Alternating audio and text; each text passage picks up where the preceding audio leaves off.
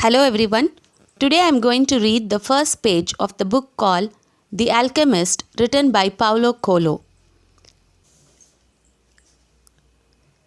The boy's name was Santiago. Dusk was falling as the boy arrived with his herd at an abandoned church. The roof had fallen in long ago, and an enormous sycamore had grown on the spot where the scarcity had once stood. He decided to spend the night there.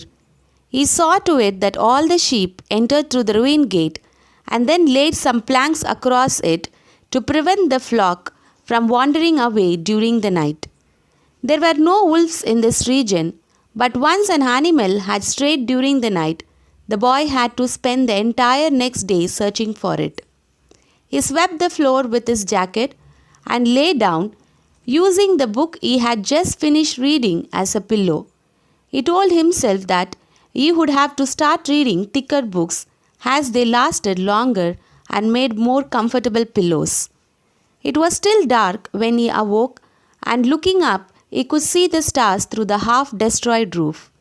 I wanted to sleep a little longer, he thought. He had the same dream that night as a week ago, and once again he had awakened before it ended. He arose and, taking up his crook, began to awaken the sheep that still slept. He had noticed that as soon as he awoke, most of his animal also began to stir. It was as if some mysterious energy bound his life to that of the sheep, with whom he had spent the past 2 years, leading them to the countryside in search of food and water. "They are so used to me, and they know my schedule," he muttered. Thinking about that for a moment, he realized that it could be the other way around, that it was he who had been accustomed to their schedule.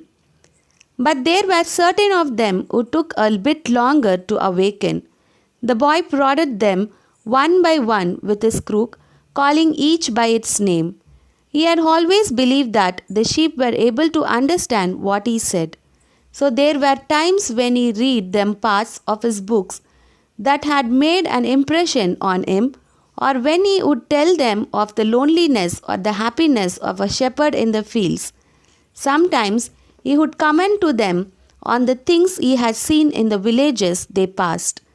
But for the past few days, he had spoken to them only about one thing: the girl, the daughter of a merchant who lived in the village they would reach in about 4 days. He had been to the village only once the year before. The merchant was the proprietor of the dry goods shop, and he always demanded that the sheep be sheared in his presence so that he would not be cheated. A friend had told the boy about the shop, and he had taken his sheep there.